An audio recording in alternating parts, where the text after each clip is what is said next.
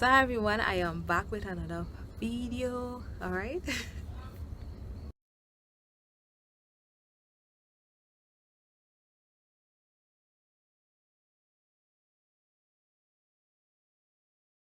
So hi everyone, I'm back with another video. All right, and well, as you can see with the title, right, so I'm gonna share, all right, some tips as it relates to you starting your natural hair journey, some of the things that you want to do. All right, because a lot of times, person will contact me and they want to start a journey, and so it's important to start off on the right foot. All right, to be honest, I didn't start off on the right foot, and you know what, I'll share that in a video in the future, about a little story about how I started my natural hair journey.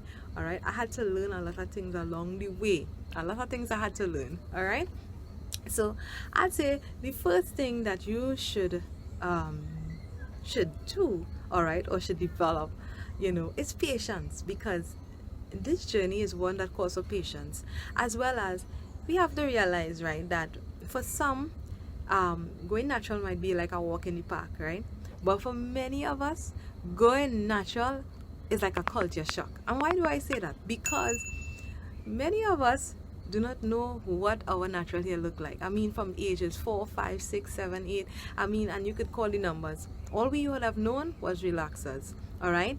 And so, going natural is like a whole new culture, a whole new world to us. And so you have to be patient, because having gone through relaxers for so many years, or whether it's been Jericho or whatever chemical you would have had in your hair before, even braiding hair, some of us even would have been using extensions and so forth for, I mean, since we know ourselves, we just don't know what our hair look like. And so going on this journey, you have to be patient with yourself, because now you have to learn your hair.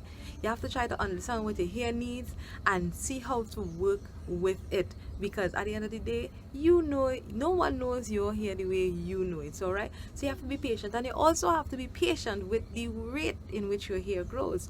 All right, because a lot of times we look onto others, and sometimes somebody might be having a faster rate than you, and you get discouraged. So you have to be patient, and in due time, once you follow some of the things that I share, you would see the results. All right, I would recommend that you develop a routine.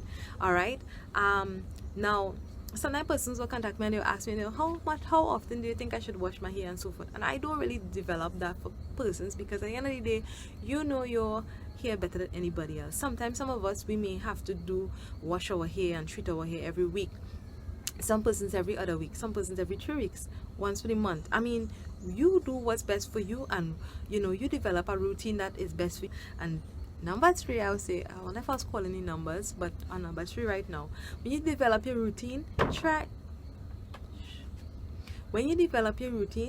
to be consistent.